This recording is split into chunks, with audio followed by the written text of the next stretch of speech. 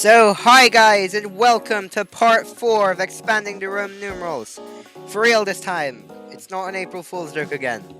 I'm sorry about that, but whatever. So, today, instead of starting off with you, we're going to go on to a new approach. Instead of doing you, I'm gonna try and answer a lot of the viewers' questions, because there's a lot of comments I've been getting saying that instead of doing bigger numbers, we should focus on the more important things. So let's start off with 0. 0 needs a Roman numeral, in my opinion. Some people think we don't need a Roman numeral for 0, but I think it's important. So 0 is n. That's all there is to it. That's it. So decimals. We don't exactly have a way of making any decimal number we want. So here's my concept on it. So let's take some random decimal like 3.14.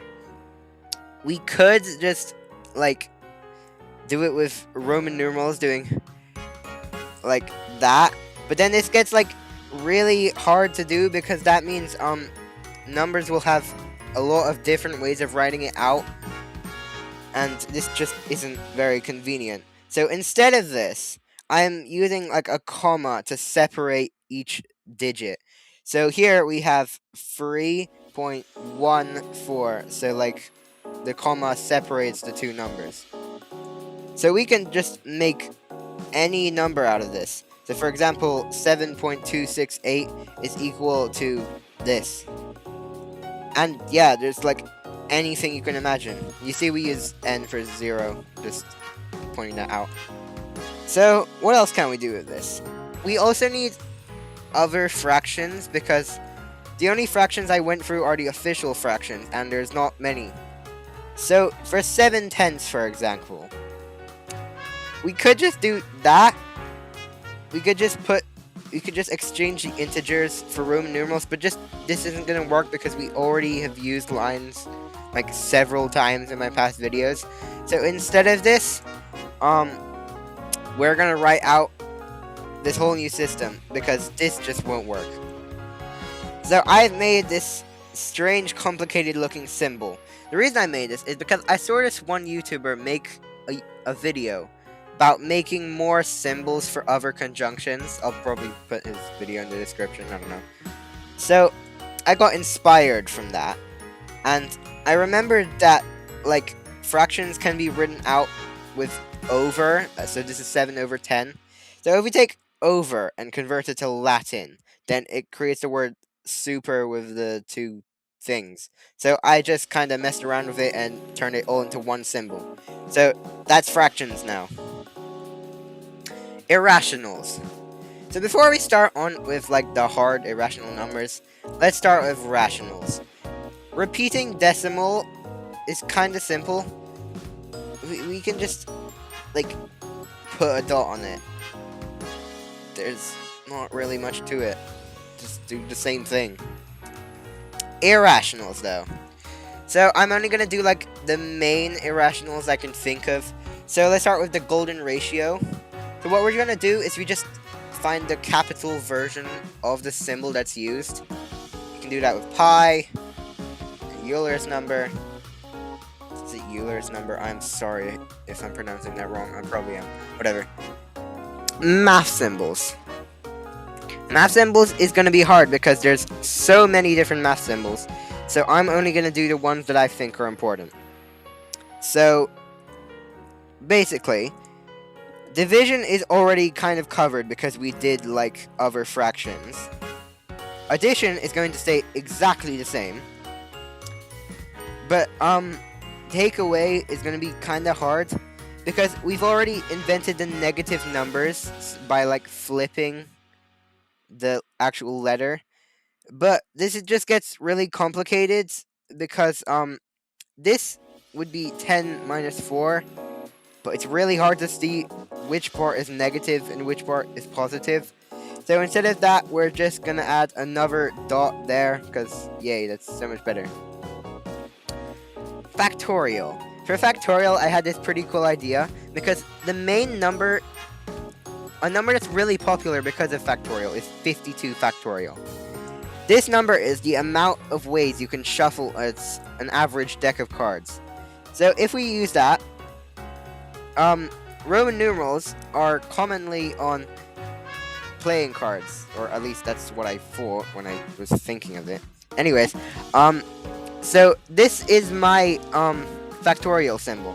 So basically, it's just a playing card where this number, this Roman numeral, and this Roman numeral is this. By the way, if you don't know what this means, it's like commonly used in Googology, kinda. Just means that. So yeah, you can just make any factorial with this. I've also thought of putting another Roman numeral in the middle, but I have absolutely no idea what that could mean, so I'll leave it up to you, the comments. I don't mean that in some type of, like, please subscribe way, just, yeah. Infinity. I got a lot of suggestions about infinity, like, a lot. So, basically, infinity, my idea for it was not the O with 2 slashes that we decided on, but basically this vote that I made to see like which infinity you guys prefer, and this one won. But the sideways VIII, I didn't really specify what I meant by that, because this looks really ugly. I don't like that either. So what I did is I put the V and then the I's progressively getting bigger to make it seem like this grand emperor of Roman numerals. So this is infinity. Well, my infinity. It's cool because, yeah, it's 8 sideways. Also, this looks like a set of stairs, so that's also pretty cool. And, yeah. Aleph Null. So for Aleph Null, I had this cool idea. So basically, we have Aleph. Aleph's in the Hebrew alphabet. Whatever, pretend it's in the Greek alphabet. So, when you think... So, Roman numerals are Roman, which means they're from Rome, which means they're from Italy, which means, why don't we just use the Italian letters to make, like, infinities? That just won't work, because there's nothing new in the Italian alphabet. Apart from Italian accents! Hooray! So, basically, we just use these Italian accents to make all of the different infinities. So this would be omega, this would be epsilon, this would be zeta, this would be eta, and this is the Veblen psi function, because we're just doing the same thing from earlier by capitalizing it. Yeah. So, the Pfefferman-Schuh ordinal is I, and for absolute infinity, I wasn't sure what to do here, so I made another vote, and Delta K won it. I don't really know why this is so cool, but it won, so, yeah. Imaginary numbers. So for imaginary numbers, I had my own idea, but from what the comments said, your idea seems so much better. So we're gonna use F instead of, like, the lowercase I that normal math uses. So we can do, like, 17F to be 17I. And then, once we get, like, to imaginary numbers over 1,000, then we can use B instead. So basically, 1,000I would just be equal to B. So, yeah, stuff like that. But then what would 1,000,000I be? So 1,000,000I is going to be B with a line, or F with 2 lines. And then from there on, you can just add 3 lines, and 4 lines, and yeah, just the exact same thing as we covered in the first part. Fun fact, F over F is equal to this, kinda. So my original idea, is this thing, because I was thinking, when I heard imaginary, I immediately remembered the SpongeBob meme of imagination, so I just stole his hands and turned it into some cool looking symbol. So, yeah, that was my original idea. For duels, we're just gonna use the exact same thing, which is just that.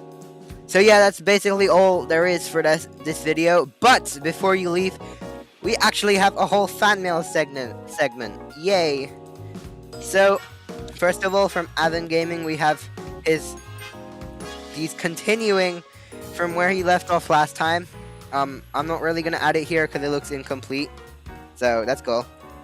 From Bartek is back. We have this. This is absolutely insane. It's basically just my extension, but in like a whole video like that. From Other Fibonacci, the universe thingy, we have more extensions. Hooray. From 6.93, the creator, you made this insanely long video combining Avon Gaming's one and adding onto it even more. I'm not going to show you the whole thing because it's really long, but this is a Roman numeral now. This thing, this butterfly looking window thing, this is really cool. So thanks. From Braden No 31315 on Scratch, we actually have an entire fan-made part 4. This is like actually really cool. You can slow it down to read it, but it's actually epic. I've looked at it and I'm impressed. So that's really cool.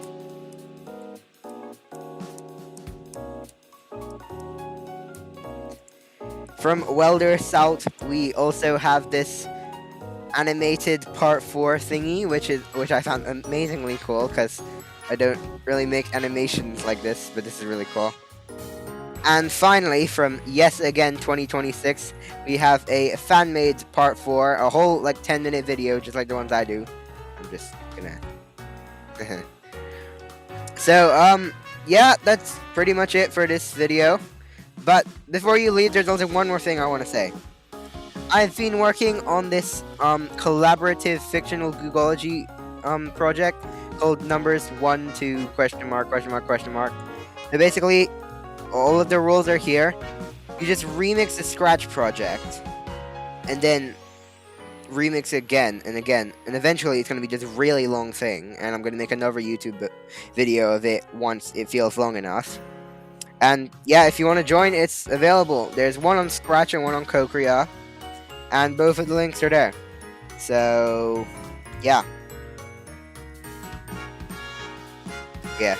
Part 5 thumbnail. I'm not even gonna bother asking you if you want part 5 anymore, because I know you want it. So yeah, that's pretty much it. Bye!